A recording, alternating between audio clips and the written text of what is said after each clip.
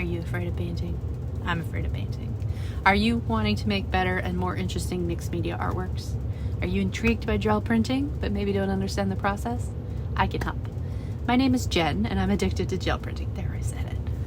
After exploring many types of media and completing 2 fine art degrees, I think I finally found my medium. I've gone through cases of paper making thousands of prints, and I've learned a lot along the way. I've learned more about color, layering, and how to make interesting images on the gel plate. As a former 3D artist, I'm making work now that I never thought I'd be able to make, but I'm still afraid of painting. So I want to share my knowledge and my enthusiasm for gel printing with you. So I'm launching an online class. So I can help you shortcut your learning so that you can make better prints reliably. We'll go over the basic supplies and tools and how to make and use stamps and stencils. We'll talk about paint, color, opacity, transparency.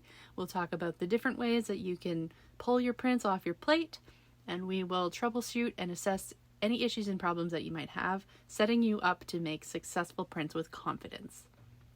Gel printing is a lot more fun when you're happy with your prints. So let's get happy with our prints. I really hope you'll join me.